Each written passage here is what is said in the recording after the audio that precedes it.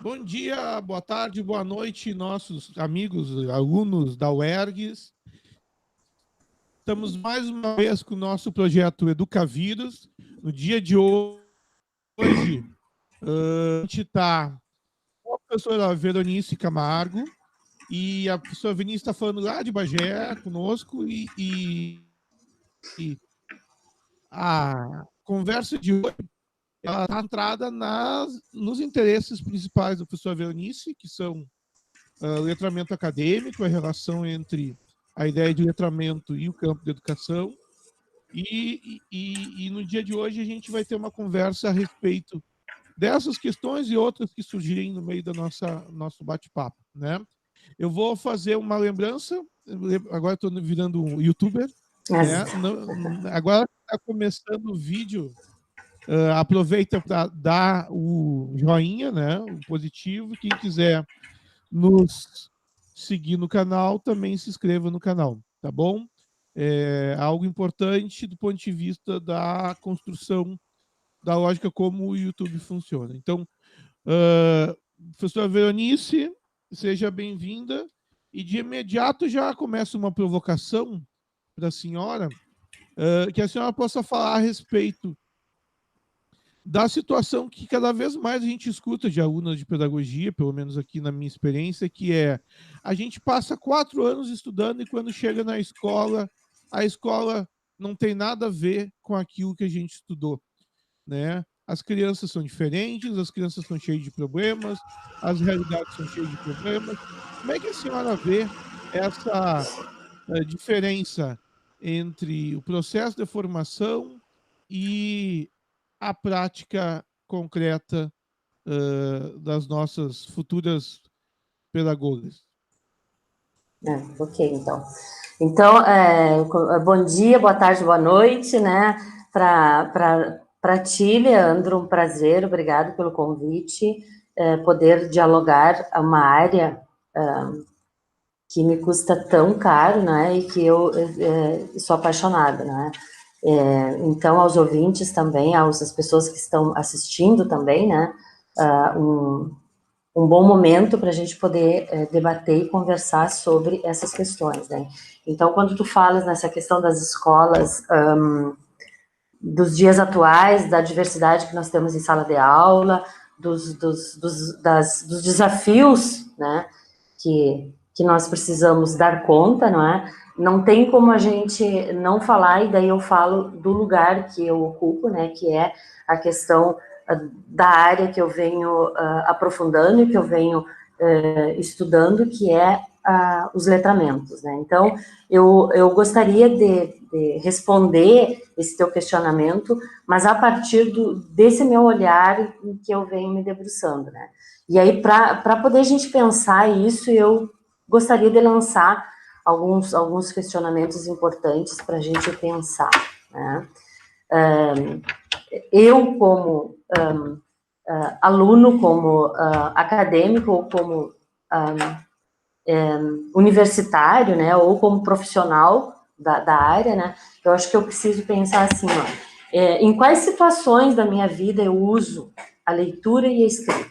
Então, veja que a nossa conversa vai nessa direção, né. Uma outra questão importante para a gente pensar, onde eu encontro a leitura e a escrita na minha vida, né? Tanto na esfera social, na familiar, na esfera acadêmica, na vida religiosa também, em outras esferas que eu atuo, né? Como é que eu utilizo essa leitura e escrita? Uma outra questão importante para a gente pensar, assim, quando eu ingressei, por exemplo, no ensino superior, como é que era essa minha relação com a leitura e escrita até chegar nesse momento da minha vida, né? Por que eu tenho tantas dificuldades para ler, para escrever, para ler aqueles textos que os professores nos fornecem, né? Afinal, eu não sei ler e escrever, então, essa é uma grande pergunta que a gente vem fazendo, né? Se eu cheguei até aqui, é porque realmente eu leio e escrevo, né? Como é que eu posso explicar essas dificuldades que eu enfrento quando eu me deparo num novo espaço, com um novo olhar, né? Então, essas questões fazem a gente pensar, né, com relação a esse olhar dos letramentos, né, e aí a gente vai na direção, então, desses letramentos acadêmicos, mas eu gostaria de pontuar algumas coisas, assim, que quando, historicamente, quando a gente sempre ouviu falar em letramento, principalmente no Brasil, isso foi muito associado à questão específica da alfabetização, né? E aí vários autores entram nesse debate, nessa discussão, e aí a gente tem alguns, historicamente, que a gente pode colocar, a Cato, a Tifune, a Magda Soares, a Kleiman, o Marcuse também traz essa discussão, né? E outros autores, então, que vão entrando na contemporaneidade, né? E uma questão importante que a gente pode colocar é que esses autores trazem olhares diferentes para o letramento, trazem conceituações diferentes, mas uma questão muito importante que eles têm em comum, todos eles vão discutir, vão abordar as práticas de leitura e escrita. Alguns vão focar mais na questão da escola e outros vão discutir mais as questões sociais, né? E aí, nesse meio, nessa discussão, surgem, então, os novos estudos dos letramentos, que um autor de referência que traz essa discussão é o Brian Street. Ele faleceu em junho de 2017, se eu não me engano. Eu tive o prazer de ouvi-lo num evento que nós fomos em Santa Maria, na Universidade Federal lá, e ele traz uma discussão muito interessante a partir dos novos estudos de letramento, que é um grupo que se formou em Londres para discutir e tentar compreender, então, o que estava sendo discutido, então, em todo esse olhar, esse debate que estava sendo trazido, né? E aí esse grupo, ele vai focar e procura focar num olhar muito interessante, que é não trazer um discurso do déficit, né? Esse discurso de que o aluno não sabe ler e escrever, então o problema não é meu, o aluno não sabe escrever, o aluno vai continuar não sabendo escrever, e aí eles deixam de lado esse discurso desse déficit que era até então trazido para os debates, e tentam, então, focar nessa compreensão. O que acontece, por que acontece? E aí, nessa discussão, eu estou fazendo essa linha de tempo para que vocês consigam entender até onde a gente chega nos letramentos acadêmicos. Nessa compreensão, eles discutem dois modelos importantes de letramento, que é um modelo que eles chamam de um modelo autônomo de letramento, e aí essa palavra não é questão, não está relacionada à questão da autonomia do indivíduo, mas o letramento seria por si só autônomo, ou seja, eu não precisaria, então, se eu aprendi a ler e escrever, então, naturalmente eu teria esse domínio da leitura e da escrita como uso realmente como prática social. E aí, digamos assim, na contrapartida, eles propõem, então, um modelo ideológico do letramento, em que o sujeito possa, então, ser parte, possa se tornar parte disso tudo. E isso, naturalmente, então, vai entrar na questão da escola, da universidade, assim, do espaço em que nos autoriza, então, que permite com que isso seja avançado e ampliado, né? Bom, nessa direção, a gente pode pensar, então, nas concepções de letramento, né, que, então, autores que vão seguir essa linha, vão discutir, então, o modelo de letramento. E o próprio Street, então, quando ele começa a discutir essa questão do letramento, ele diz o seguinte, que, na verdade, nós não podemos tratar de letramento no singular, mas de letramentos, né, porque nós temos diferentes usos desses letramentos, né? E esses usos, na verdade, eles estão relacionados ao lugar e ao espaço que eu estou num determinado momento. Então, autores vão, eu não lembro bem do autor, acho que foi Barton e Hamilton, que são dois autores que vão discutir, trazer a questão do letramento situado, né?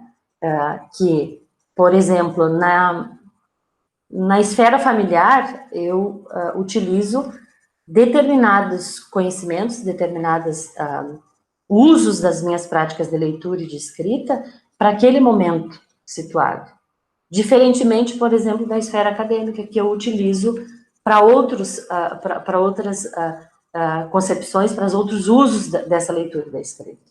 Então, eu vou te interromper, porque eu tenho uma dúvida bem grande, né?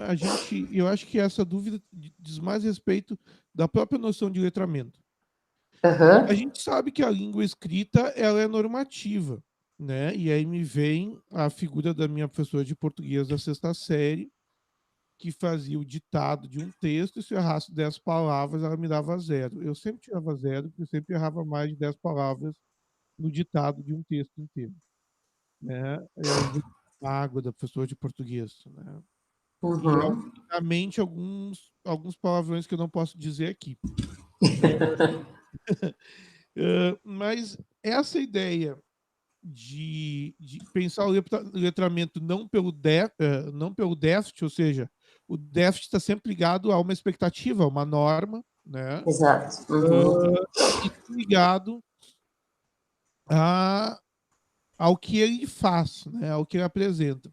Mas esse letramento que ele apresenta, seja o letramento da casa, seja o letramento da universidade, ele também é normativo, né? A gente tem espaços culturais, e espaços culturais são normativos. É lógico que diferentes espaços possuem diferentes regras, né? E aí, nesse sentido, a minha provocação é de que como que a gente aprende a lidar com essas diferentes regras nos diferentes espaços.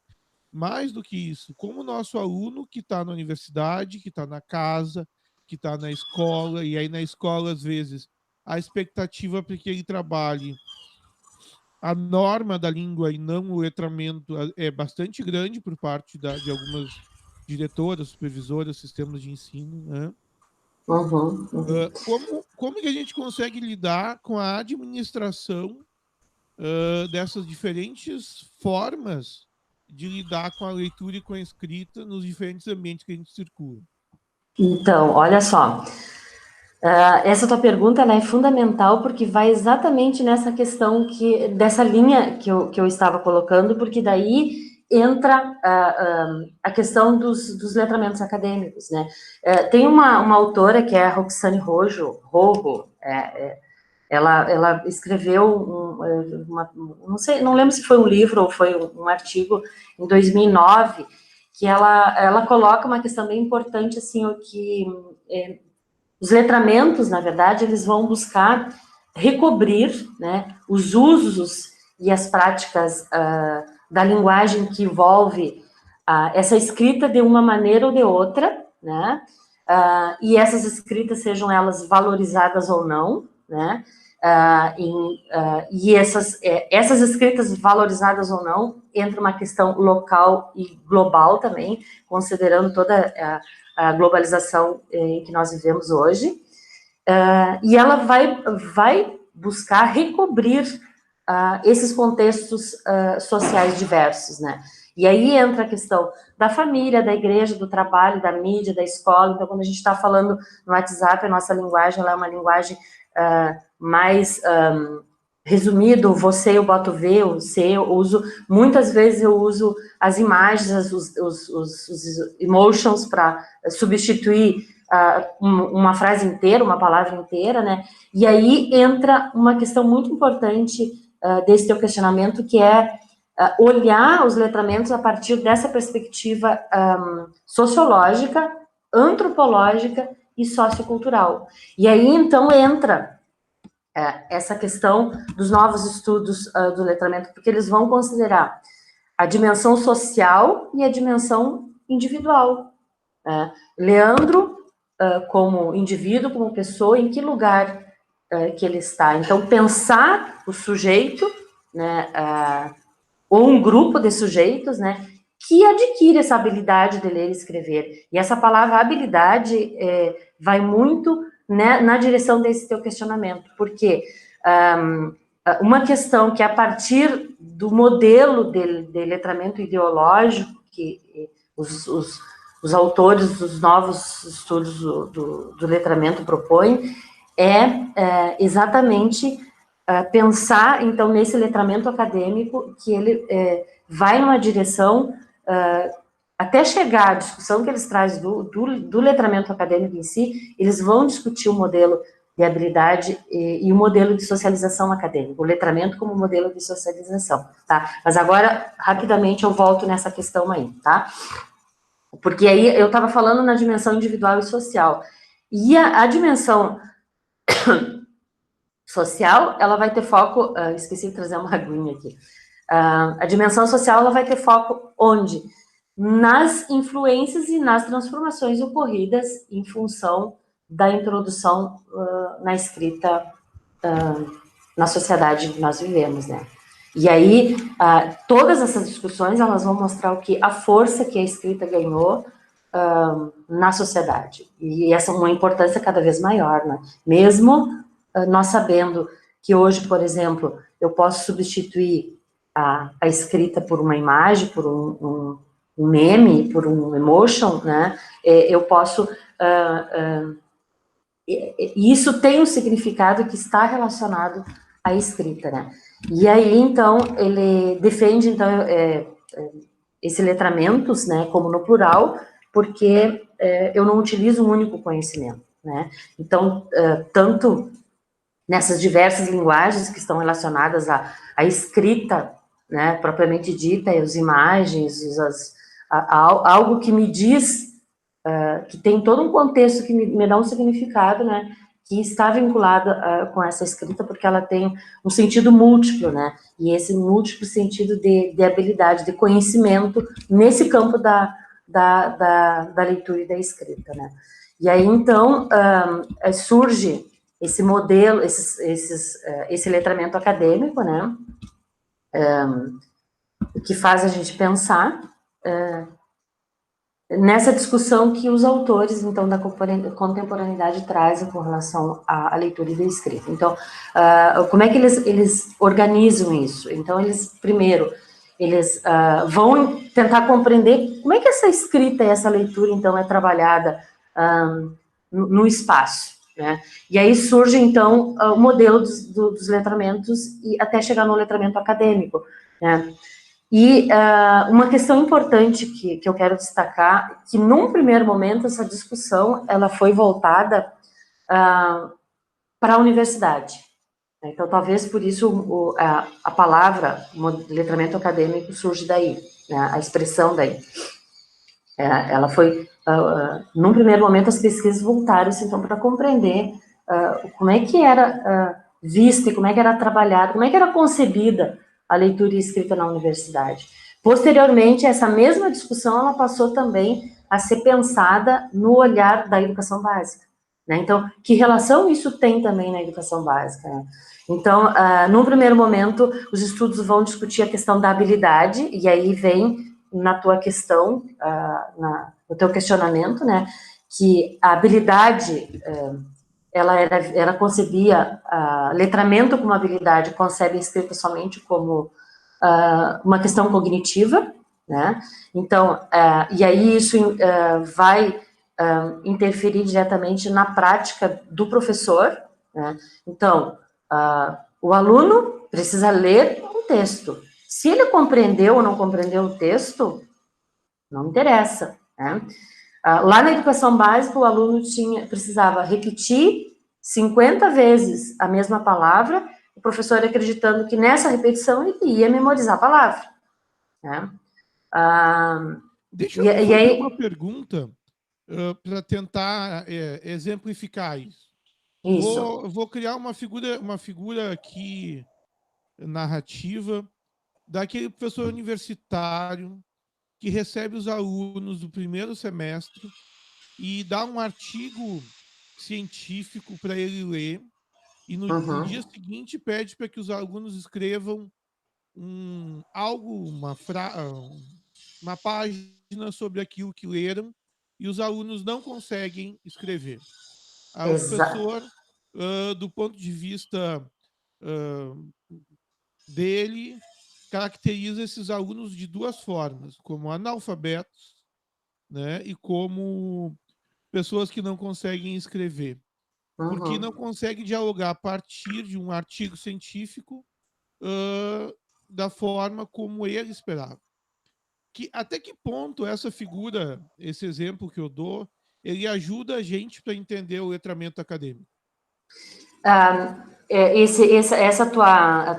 Teu exemplo, ele, na verdade, ele vai fazer a gente compreender todo o letramento, tá? Porque nesse momento o professor está utilizando somente um letramento como habilidade, em que o aluno seja capaz de transferir esse conhecimento, essa leitura que ele teve do texto de um contexto para outro. Isso que ele está fazendo, né?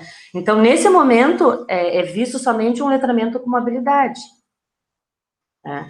E aí vem o outro modelo, então, que é discutido, que é o modelo da socialização acadêmica, que vai ter uma relação com a forma como, digamos assim, a aculturação dos estudantes quanto aos discursos e gêneros baseados em temas e em disciplinas. Então, os estudantes adquirem os modos de falar e de escrever, de pensar e interagir em práticas de letramento de acordo com aquilo que está sendo posto na aula. Então, ele não consegue compreender esse discurso, esse texto, a partir da compreensão dele. Então, ele vai adquirir o modo de falar, de escrever, de pensar, de agir, de interagir, principalmente, a partir dessa prática de letramento. E aí vem, então, esse terceiro modelo, que é o modelo proposto por esses autores, que é o modelo de letramento acadêmico. E daí, alguém pode estar pensando assim, bom, então, eu não tenho que dar o texto para o meu aluno ler, ou o aluno deve estar pensando, tá, mas eu não tenho que ler esse texto? Sim, tem que ler. Então, aí que entra, o grande ganho que eu posso dizer para vocês, a partir dessa compreensão, é a proposta que surge a partir do modelo dos letramentos, dessa proposta de modelos de letramentos acadêmicos. Então, eu não tenho como dar sentido a um texto, me tornar parte desse texto, se eu não tiver a habilidade de ler e escrever, se eu não tiver essa compreensão. Só que, se eu me deparo, qualquer um de nós que se deparar com algo novo, diferente, nós não vamos seguir em frente até a gente não ter a compreensão disso aí. Então, qual é a grande questão? O aluno, quando entra na universidade, ele lê e escreve, sim. Ele sabe ler e escrever. Qual é a questão, digamos assim, do déficit, do problema aí? É que ele não está acostumado a ler textos disponibilizados pela universidade, que são exclusivos da academia, que são exclusivos da universidade. Então, ele precisa fazer parte disso, se tornar, o Paul G usa a expressão insider, eu preciso fazer parte desse espaço para poder, então, ter essa relação da produção de sentido. Então, o letramento acadêmico, ele faz o quê? Ele vai ter uma relação com a produção de sentido, com a questão da identidade, que, olha, algo muito importante aí, porque a identidade lá ela vai se modificando ao longo, né?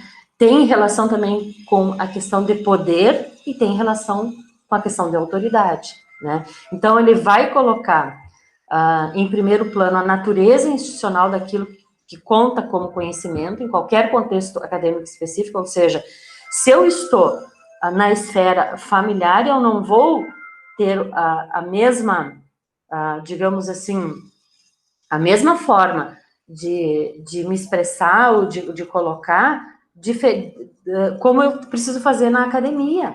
Ela tem esse olhar diferente. Isso não significa que eu não tenho, não tem sentido isso para mim. Isso tem sentido, sim. Né? Então, isso é uma questão importante, né? Porque, na verdade, a gente pode pensar assim, bom, então, desses 3 modelos, quais deles ou qual deles, né, eu preciso dar conta, por exemplo, como professor, né? E, na verdade, eles não se excluem, eles se interrelacionam, porque um aluno não vai compreender um texto de uma área específica lá na universidade se ele não tem o domínio da leitura e da escrita, se ele não tem o conhecimento das regras gramaticais. Ele não vai conseguir na matemática se ele não tem o conhecimento do para que serve a regra B13. Ele precisa ter esse conhecimento que faz parte, então eu não estou aqui, o modelo dos letramentos acadêmicos, em nenhum momento ele exclui a questão cognitiva, porque sem ela eu não consigo compreender um texto que eu vá falar sobre interação do conhecimento, por exemplo. Mas aí tem uma coisa que eu não me conformo, que é o seguinte: a gente pega o aluno no primeiro semestre, aí a gente compreende a dimensão do letramento acadêmico, ele vai aprendendo a se relacionar com o discurso, a estética científica, ele passa 4 anos de formação, ele já sabe procurar fontes científicas, para procurar para resolver seus problemas. Ele escreve um trabalho de conclusão de curso que é o ápice disso. E aí, depois de 5 anos que ele está formado, quando eu vou na escola dele e ele vai resolver um problema, em vez de procurar uma fonte acadêmica, ele procura um livro de autoajuda. Né? E aí eu me sinto o pior dos professores universitários, que parece que eu passei aquele tempo todo ensinando coisas que não fazem sentido para essa pessoa, né? Como é que a senhora vê o papel da universidade e o papel da ciência nos dias de hoje, onde cada vez mais o argumento científico ele é atacado, né? Onde cada vez menos a legitimidade das ciências humanas ela se constitui como pujante no conjunto do senso comum. Como a gente consegue lidar com essas situações todas que acontecem, de que talvez a gente precise cada vez mais mostrar a relevância daquilo que a gente faz na de hoje? Eu penso assim, que a partir desse teu questionamento a gente tem que pensar um outro, e aí eu falo como professora universitária. O meu aluno, ele realmente compreende isso que eu estou, digamos assim, proporcionando, que eu estou levando para a sala de aula, para ele realmente se tornar, e aí essa tua pergunta, Leandro, ela vai nessa questão, assim, o aluno não consegue, aí exatamente isso que você está dizendo, eu vou, daqui uns anos, encontro esse aluno lá, e ele está repetindo modelos, buscando livros de autoajuda e reproduzindo modelos que estão, digamos assim, inseridos dentro das escolas, né? Então, parece que é muito mais fácil para ele reproduzir da forma como o professor lá da educação básica fez com ele, do que ele pensar algo diferente, né? Então, isso tem a ver com essa questão de não ser fazer parte desse espaço, né? De não ser esse aluno, não ter esse insider que o Gi coloca. E aí entra uma questão importante. Então, na verdade, assim, ó, não houve esse letramento acadêmico, porque ele sabe da importância que tem que fazer, ele sabe que tem que colocar, mas ele consegue fazer isso? Porque se a gente for conversar, ele vai te dar essa resposta, ele sabe que tem que fazer, tá, mas como fazer? Porque nós não temos a fórmula para que eles façam isso, né? Então, o papel do professor, na verdade, é exatamente isso, né? É pensar o quanto essa compreensão de que eu não vou deixar de trabalhar com o meu aluno determinados conceitos e determinadas questões que são importantes, que é a questão cognitiva. Ela é fundamental para a gente compreender o resto, mas eu preciso ter essa relação da vivência, da prática, né? Então, por isso que esses 3 modelos, eles estão interligados, porque eu preciso ter conhecimento, eu preciso ter essa questão da socialização, porque se eu não tiver, eu não vou conseguir compreender, mas eu preciso considerar também no espaço em que eu estou, né? Então, essa atenção, ela precisa estar voltada nessa relação entre a questão da epistemologia, a questão do cognitivo, a questão do conhecimento, e na questão do ato em si, da função em si que tem, da função que esse letramento tem no meu espaço, situado no local em que eu estou e como eu estou. Então, isso vai muito além, não é? Porque eu preciso trabalhar não apenas com as questões que envolvem o que é exigido numa universidade, por exemplo, porque eu preciso considerar um curso tem um currículo, um curso tem um projeto, e isso precisa dar conta disso, mas ele precisa ir além disso, ele precisa focar em contextos específicos, né, pensando na questão que isso tem uma diversidade na sua função de exigência, não é? E aí vai nessa questão da tua pergunta lá no início da nossa fala, né? Numa escola, nos dias de hoje, né? Que nós recebemos alunos, diversos alunos com trajetórias diferentes. Nós temos alunos que ingressam na universidade que fizeram educação de jovens e adultos, nós temos alunos que ingressam na universidade que ficaram anos sem estudar e retornam à universidade, e nós precisamos considerar essa diversidade. Então, há uns anos atrás, o professor recebia esse aluno na universidade, um aluno, quase que um aluno com uma turma homogênea. Hoje nós temos toda essa diversidade, nós não podemos desconsiderar isso. E os letramentos vão discutir isso, eles vão trazer essa questão que nós precisamos pensar esse aluno, ter esse olhar diversificado, nós temos que ter esse olhar que vai além daquele currículo que está ali, que vai além da exigência institucional, que vai além de um plano, de um projeto político-pedagógico de um curso. É um desafio muito grande para nós, né? Esse grande desafio que a gente tem que enfrentar. E esses modelos de letramento, eles trazem exatamente para a gente pensar, e quando a gente discute isso, e a gente vê, por exemplo, letramentos entrando em diversas áreas, então a gente vê letramentos na tua área, letramento corporal, no letramento digital, no letramento, enfim, várias letramento nutricional. Esses dias eu li um trabalho sobre isso. Então, quando a gente vai discutir isso, essa discussão não é só para o professor que é da área da linguística, por exemplo, mas a gente precisa compreender. E esses 3 modelos, eles são úteis tanto para pesquisadores, e aí envolve toda as diferentes áreas de pesquisa, né, que a gente precisa compreender, e essa tua compreensão, por exemplo, como pesquisador, como professor universitário, que precisa compreender se tudo isso é trabalhado na universidade, isso envolve o quê? Envolve a leitura e escrita. Então, a leitura e escrita, ela está presente em todas as áreas. Eu lembro de uma situação que eu fui trabalhar numa formação numa escola, e a direção da escola me pediu para trabalhar letramentos. Eu cheguei lá e tinham 5 professores só, e eu perguntei, e os demais? Ela disse, não, é que como é letramento, eu convidei só os professores que trabalham com alfabetização, né? E letramento não é voltado. A gente sabe que no Brasil, uma primeira interpretação foi direcionada à questão da alfabetização, mas hoje a gente tem uma outra compreensão.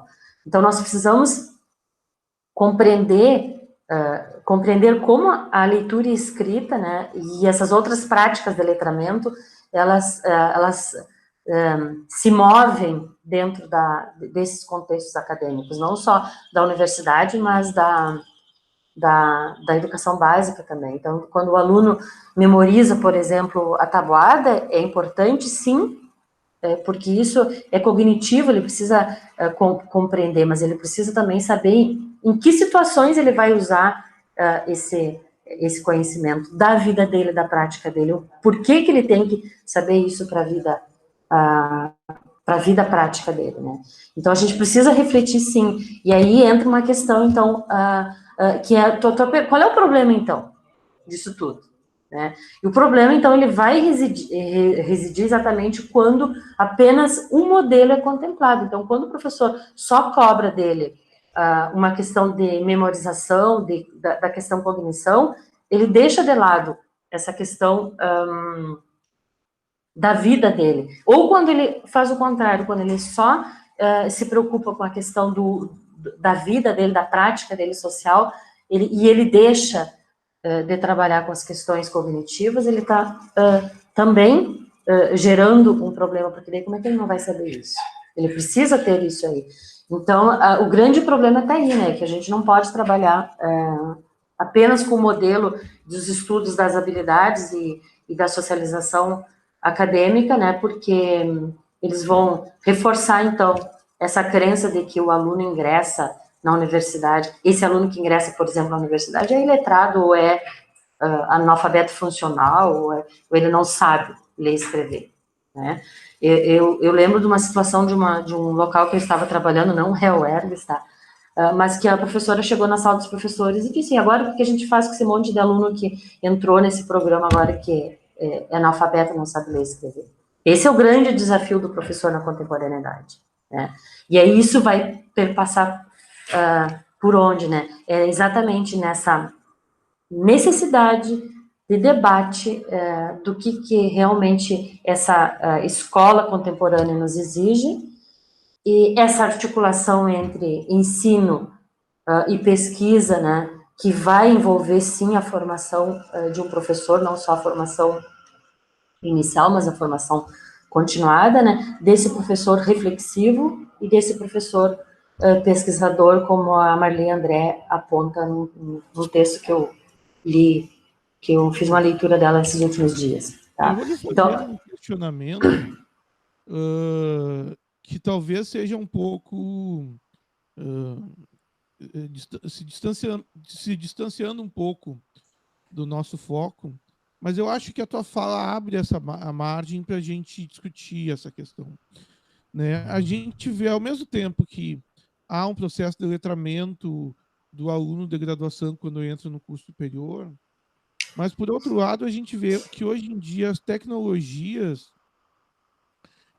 e a educação à distância, por exemplo, elas estão cada vez mais presentes no ensino superior. Né?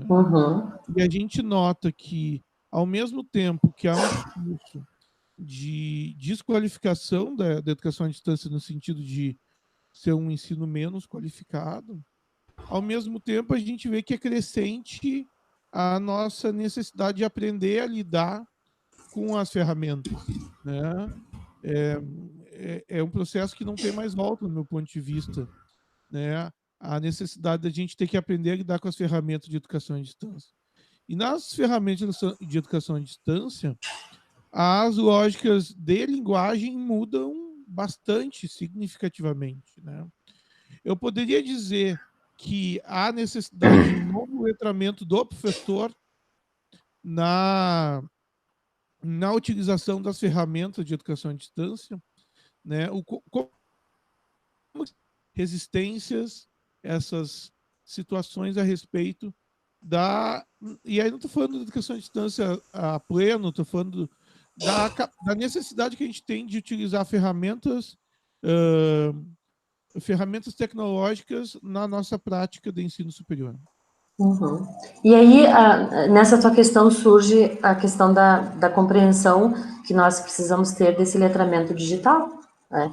Eu primeiro preciso saber como usar as tecnologias, né? E depois como professor, como fazer com que essas tecnologias se tornem, então, um recurso para que aconteça, então, a aprendizagem, né?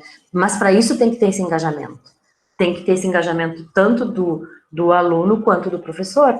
É um desafio, nós precisarmos nos reinventar com relação a isso. E isso, tudo aquilo que é novo, que é desafiador, ele vai nos incomodar, ele vai nos desacomodar, e a gente precisa ir em busca disso aí. Então, a IAD, ela vem com toda a força, né, e só que tem uma questão importante, né, desse teu questionamento, né, é exatamente o professor não considerar um único modelo, independente se é no ensino presencial ou se é no ensino à distância, né? Ele precisa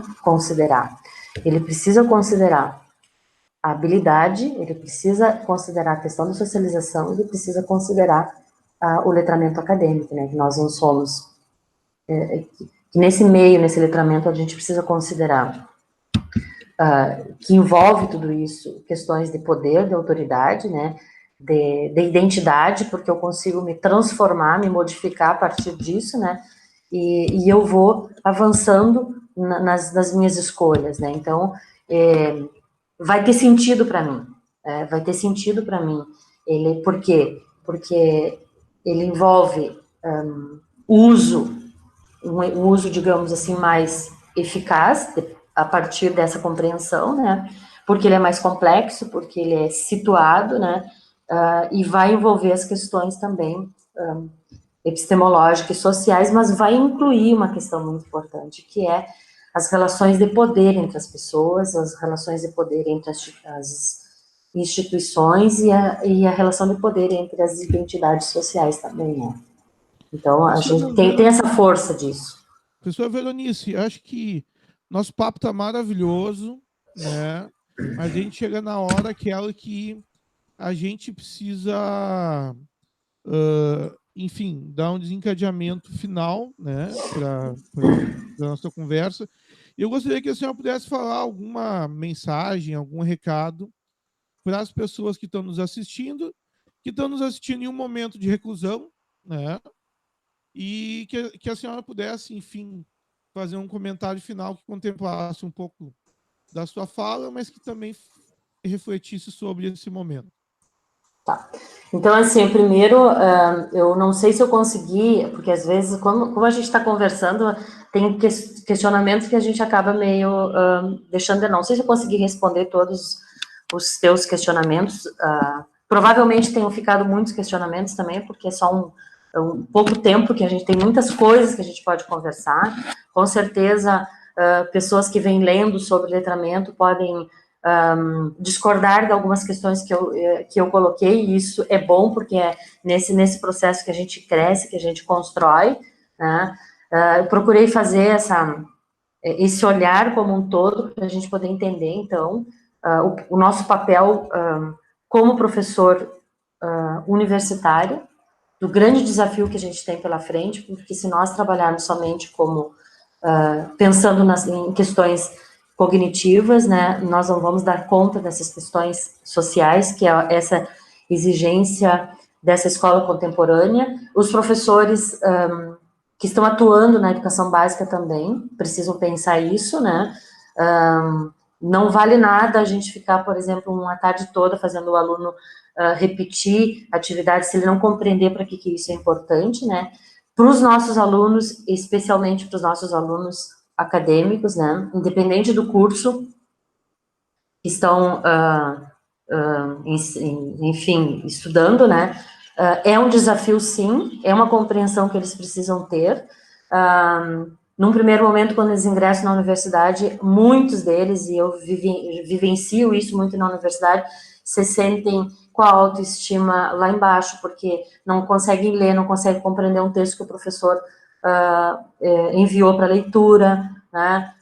Que vocês cobrem, que vocês exijam dos professores que tem que ter esse olhar. O que esse texto está me dizendo? O que ele está querendo? O que esse texto significa na minha vivência, na minha prática como profissional? Né? O que essa expressão, essa palavra significa lá, quando eu estiver lá na sala de aula? Para que a gente não tenha um discurso assim de muitos já que estão em sala de aula, que estão na prática. A teoria é uma coisa, a prática é outra, o que a universidade nos traz é diferente daquilo que a gente vivencia na prática, né? Então, que a gente, como professor universitário, também consiga ter esse olhar, né? Então, a gente vê muito indo para essa direção, né? Então, a gente vê um trabalho que está sendo feito, sim, mas é um trabalho que não pode parar, é um trabalho que a gente precisa seguir se desafiando, né? Se desafiando, e agora muito mais esses desafios são necessários, né? E assim, Leandro, o que eu poderia deixar no final da minha fala é assim, a gente acreditar naquilo que a gente pode, a gente saber que a gente não sabe tudo, né? Que a gente está sempre em processo de construção, mas que a gente se torne esse profissional pesquisador reflexivo, que a gente nunca pare. E cada vez que a gente vai ler, que a gente vai buscar, a gente descobre que a gente não sabe nada. Cada vez que a gente vai debater em grupo, com pessoas, com colegas, a gente vê o quanto a gente aprende junto, o quanto a gente pode construir e buscar as coisas. Então, e se alguma coisa ficou faltando nas questões aí, eu até peço desculpa, mas a gente acaba meio que se perdendo, porque a gente segue uma linha de pensamento e acaba deixando de lado, tá? Agradecer muito esse momento e que a gente possa, em outros espaços, discutir essas questões, tá? Acho que a professora Veronice é uma parceira de bom tempo e continuará sendo, né? A gente só agradece muito todas as colaborações. Acho que ficam também à disposição aqui nos comentários, questionamentos que alguém possa vir fazer, a gente pode vir a responder, enfim. E esse é mais um momento enfim, de acolhimento dos nossos alunos, para que a gente continue junto, mesmo nesses momentos tão difíceis. Agradeço muito mesmo, professor Veronice, agradeço todo mundo que está assistindo, e a gente volta em outra oportunidade com mais um vídeo da série Educavírus. Até mais. Até, obrigada.